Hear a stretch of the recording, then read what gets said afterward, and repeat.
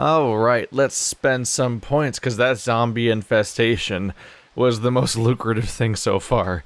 It was just kind of surreal looking at the top of the screen and seeing like, oh yeah, it's just some mega number now. Huh.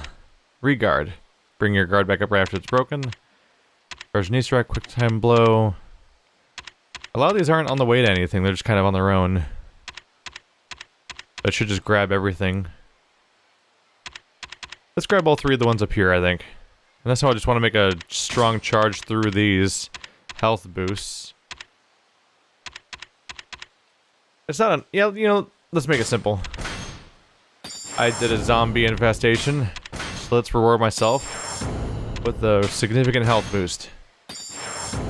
And the moment I get 2 more levels, I'll be ready for yet another one. So now we're at health boost plus 10 overall. Should grab that too at some point, Steel Gut. That almost catches up body with soul. Alright, well.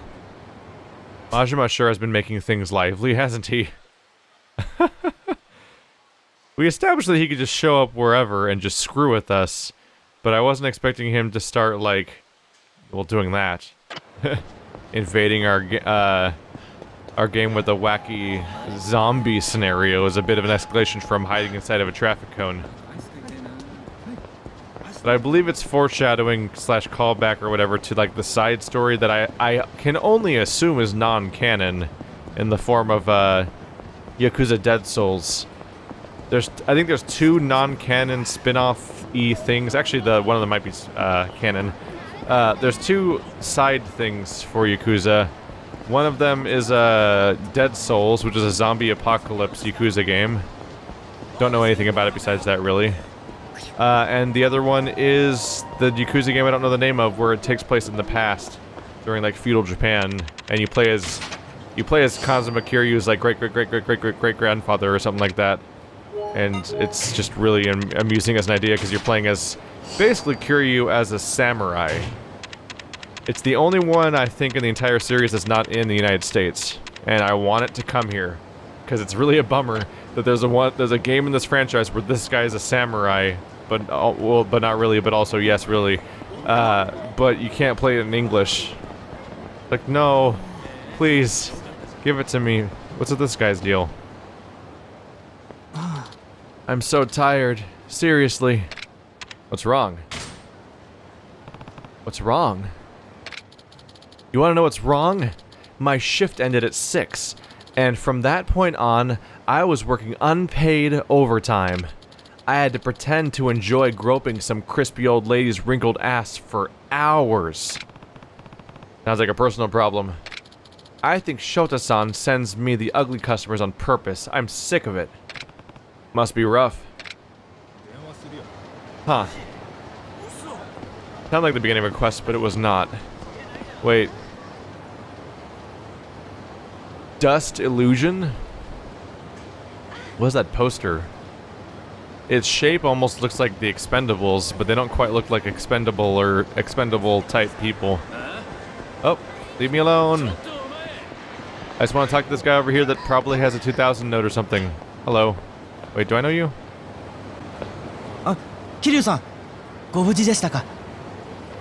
どういう意味だ? いや、昨日バッカスに行くっておっしゃってたんで。でも今朝来たら閉鎖されてるじゃないですか。何かに巻き込まれたんじゃないかと。いや、巻き込まれはしなかったんだがな。ちょっと厄介なことになってな。そうでしたか。そんなことが。ああ。それでちょっとサイの花屋を訪ねに行こうかと思ってんだ。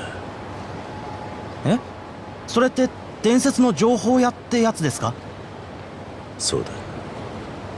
そういえば田村のやつも同業だったな。ええ、私も田村さんがいた時に何度も聞かされました。一度取材しようとしたこともあったんですが、なんせサイの河原のガードが固くて。何？じゃあお前サイの河原に入ったのか？いや、入り口から中に進めませんでした。入り口？はい、今も変わらないと思うんですが、あそこの入り口は公衆便所って話なんです。でも俺が行った時はどこにも入り口らしきものがなくて。公衆便所だな。分かった、行ってみるよ。でもお前、なんでサイの河原に取材なんかしようとしたんだ？田村さんのことですよ。東京湾に浮かんだって言ってもなんだか信じられなくて。私にとっちゃこの世界の師匠みたいな人ですから。それで伝説の情報屋に聞けば何かわかるかもしれないと思いましてね。そうだったのか。もし会えたら聞いてみるよ。桐生さん、あのサイの河原は得体の知れない危険地帯です。くれぐれもお気をつけて。ああ、分かった。Ah, kind of bumped into that one on accident. It's the informant type guy that we encountered near the beginning of the game.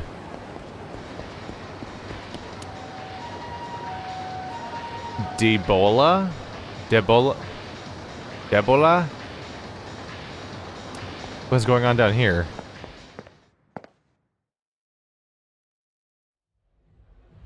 Wait, train station? Oh. No. It's a bar that looks like a train station, kind of? Okay. Is there anyone I can talk to around here?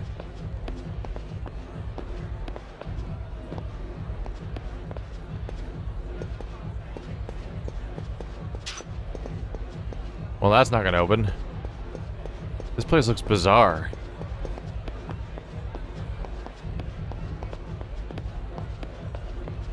Whoa. Look at this, like, drive jacket. It's hard to get in focus a little bit. Scorpion... Kito? I think it says.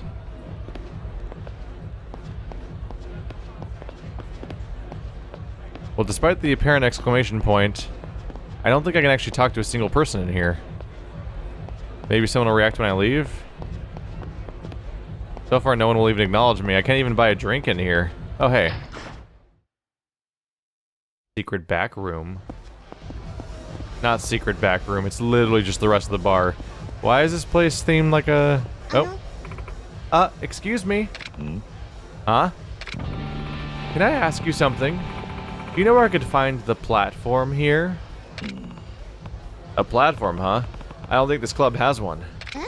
Oh, really? How sad. I was hoping they'd have one here.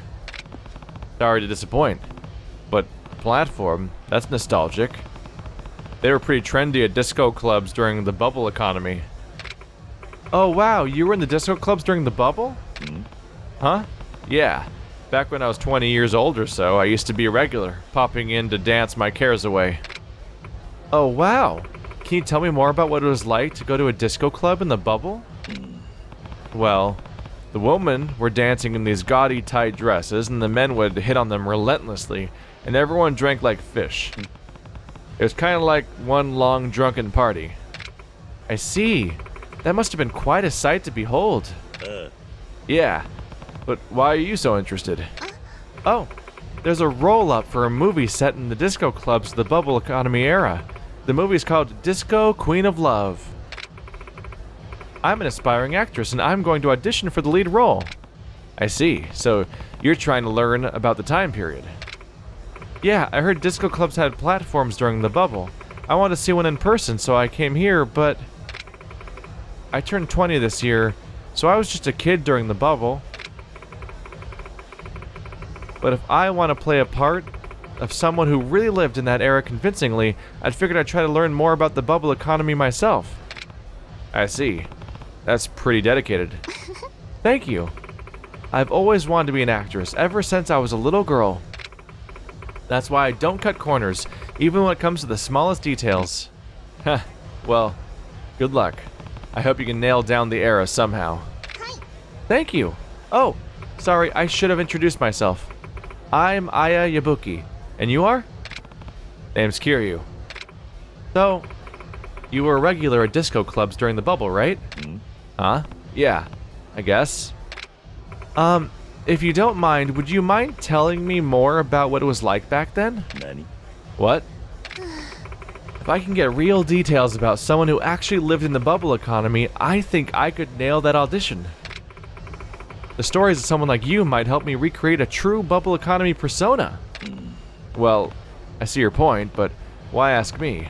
Your parents were probably aware of how things were. My parents are a couple of country folks. They never left their town, and they wouldn't know a thing about disco clubs or the bubble. I see. So, can I rely on you to tell me a little more about it, Kiryu-san? Please, help me. Sure. I totally was alive in the 80s. I definitely wasn't born in 1990. Sure, I guess I can make some time. Thank you so much. But I wouldn't even know where to start. What kind of information about the bubble economy would you want? Let's see. Oh, I heard people did some weird stuff to hail a cab. What'd they do? Oh, I remember that one. Really? She's startled. Cabs were pretty popular back then.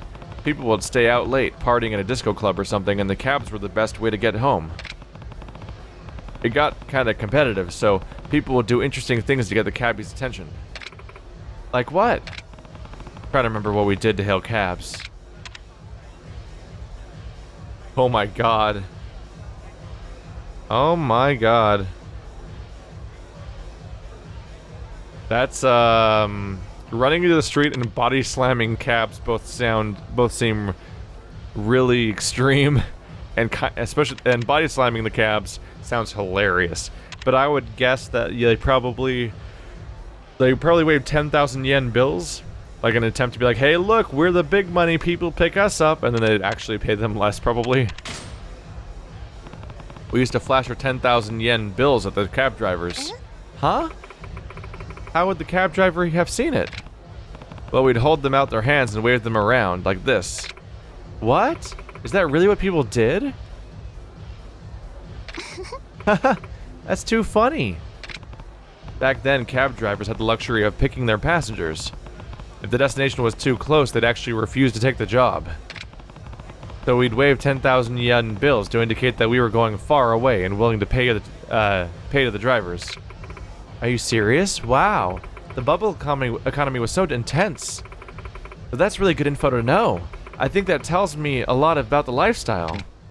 Heh, that's good. But I need to know more. Please, tell me more about the bubble economy era. Sure. What else do you want to know? Let's see. I'm really curious about how relationships worked. I'm sure dating was quite different then. You didn't even have Tinder. Actually, they probably don't have Tinder yet, do they, in 2005? I don't remember when that happened. Dating, huh? Thinking back on it, one of the popular things guys did was drive women around in their cars. You mean like they'd take their girlfriends places? That sounds pretty normal. Guys still take their girlfriends places today, you know. Yeah. No, see, most of the time they weren't even dating yet. Women would just ask guys to drive them around, but most of the guys ended up never making it past friends. What? So men went through the trouble of driving women around even though they weren't together? Yeah, especially if they had a nice car. A nice car would mean they had money. But since everyone had money, men really had to go out of their way to impress girls. Wow, I see. Since men had to really work hard to get a girl's attention then. Oh, so men really had to work hard to get a girl's attention then. Now that I think about it, didn't those guys have kind of a silly nickname? I thought I remembered hearing that once. What was it? Runner boys? Doggy boys? No. Oh yeah, they did have a nickname. I knew it. Do you remember what it was, Kiryu-san? It was a name that made fun of them for driving women around just because they told them so, too. Leg lads, leg lock lads, lock knee lads. Oh no. I have no idea.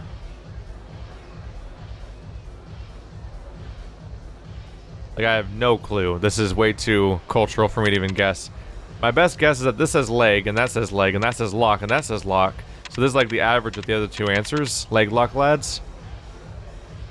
It would also be, they'd also be called something in Japanese, probably, so that makes it even more confusing. I remember. It was leg lock lads.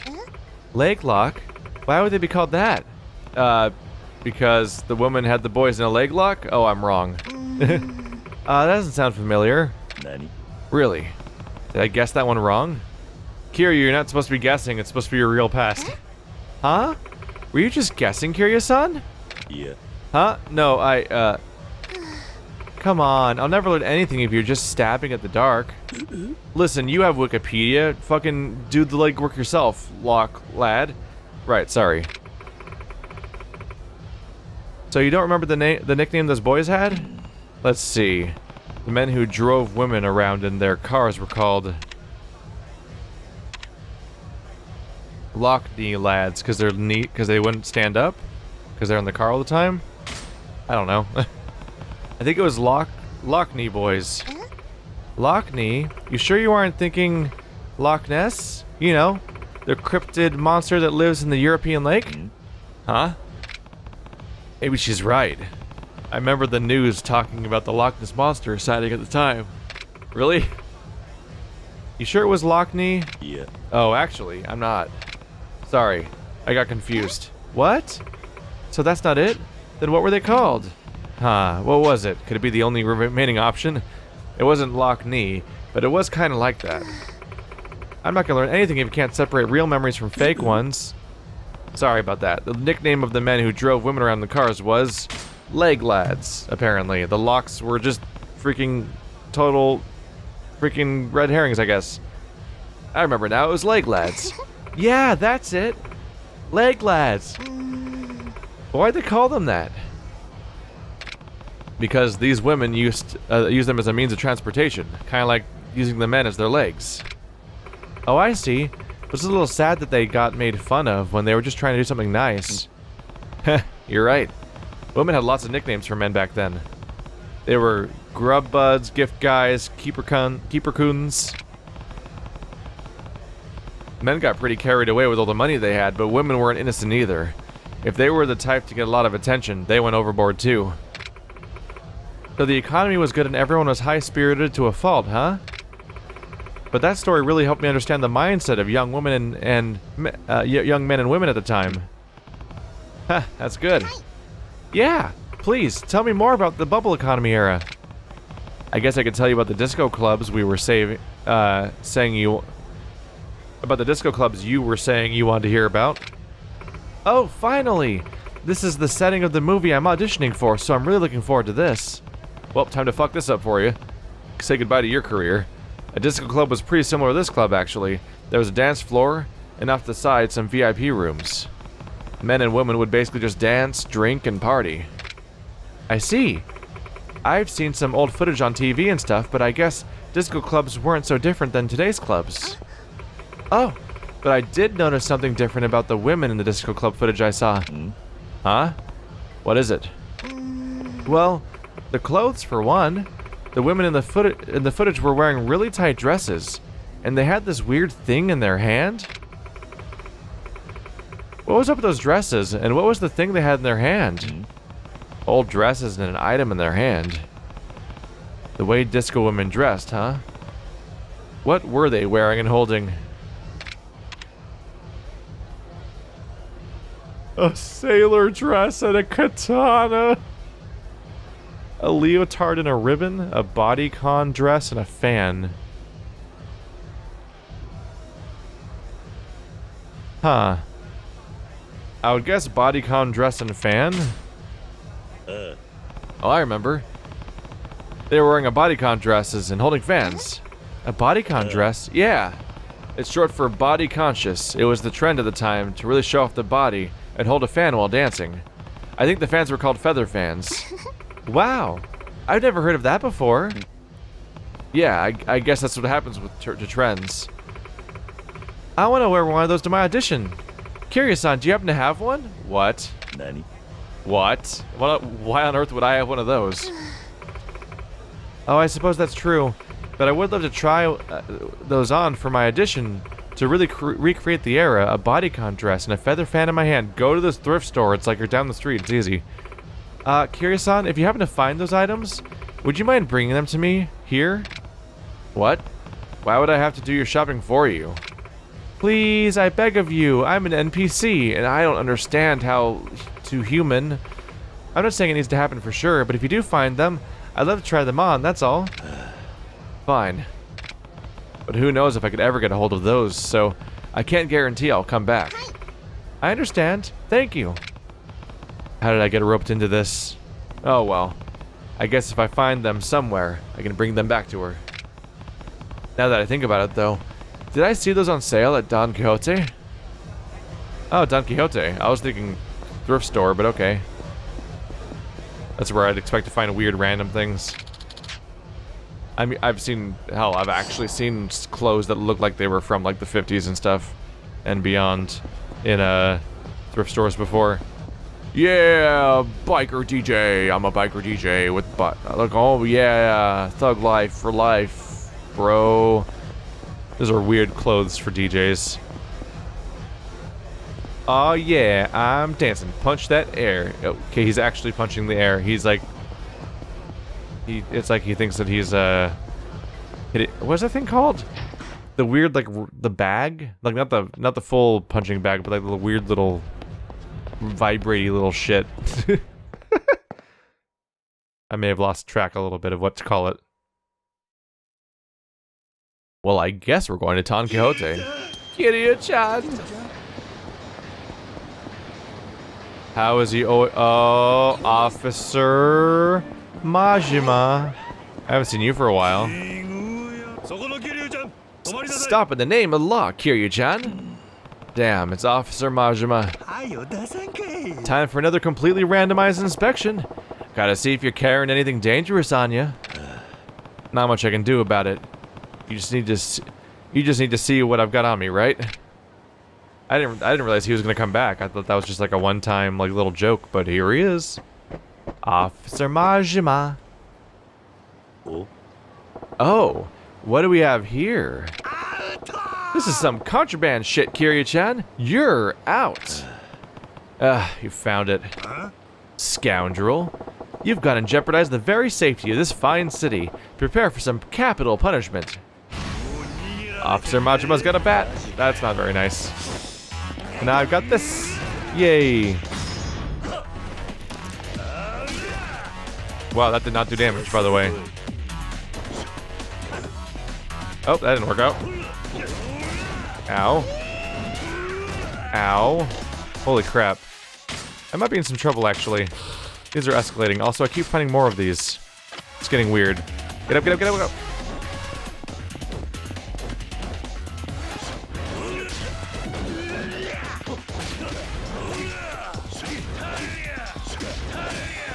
Keep that combo going. Oh, bad dodge, bad dodge.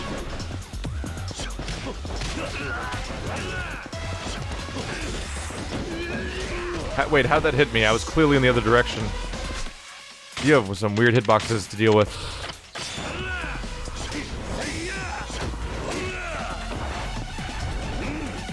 I bring pain! There we go. Yay, button mash. Worth it. Kick. Oh. Give me my credit I want. Oh, uh-oh. Uh-oh. Uh-oh. Uh-oh.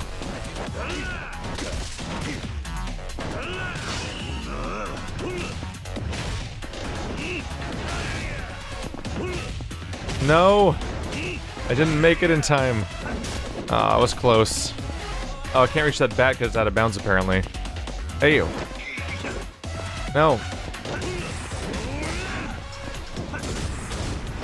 Ow, ow, ow, ow.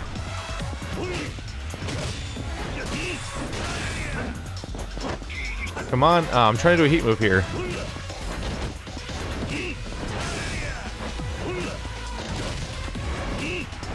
If you could politely crouch sometime soon, indicating that you're in a weakened state, that'd be very nice.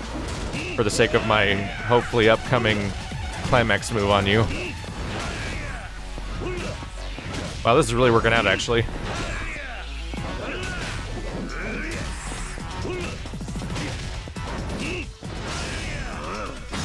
There we go. Also, he really hurts. My health is screwed right now.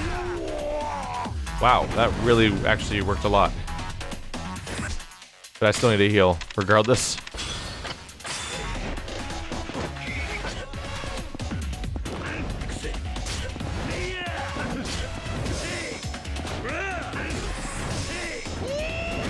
There we go.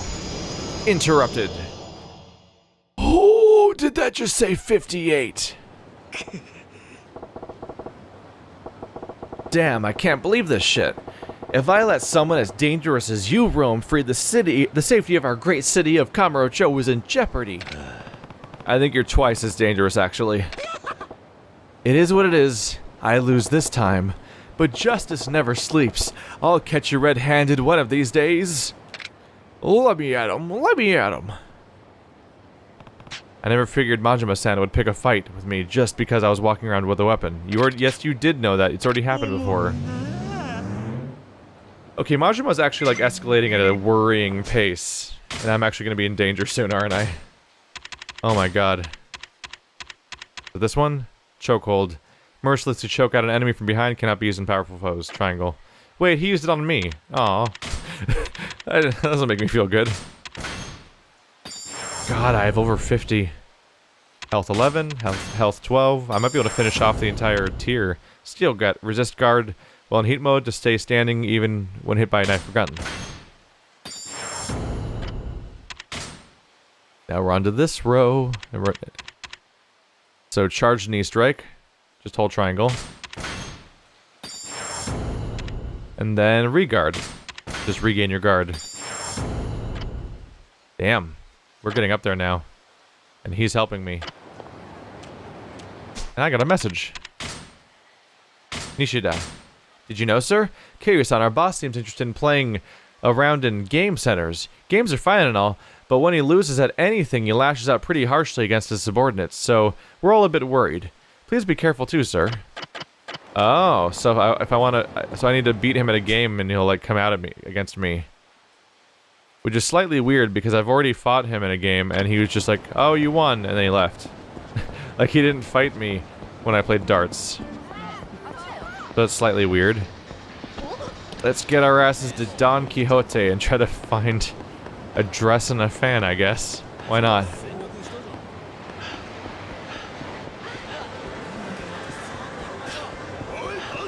They managed to keep the Majima things interesting, surprisingly.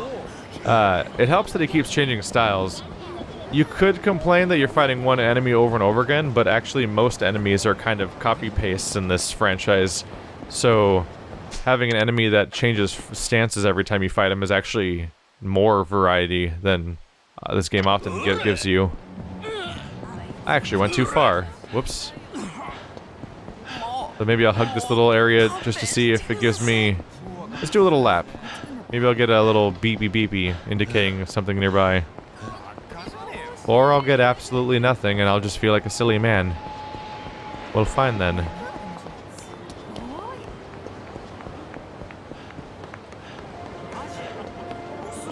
At least I don't have to buy... At least I don't have to, like, track down some stolen video game this time. Why do you have this stuff anyway?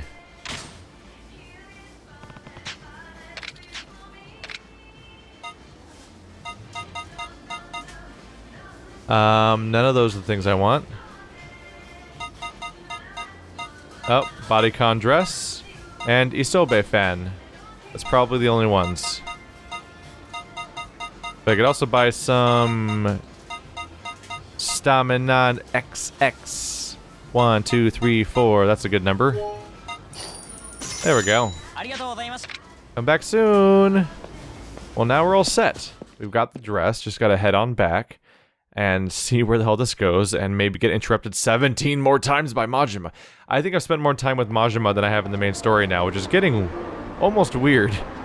But I guess if you're remaking a game, you might as well make new content too, and I guess that's what they went with. Though there are some points to be made about how it does some really weird things to the general tone of how Majima is treated in the story throughout the franchise a little bit. I feel like it might have made a little more sense if Majima wasn't in this game to begin with, like if he just wasn't in the first Yakuza game, but because he's in here, it makes his genuine story appearance is actually kind of weird compared to the completely manic stuff going on beside it.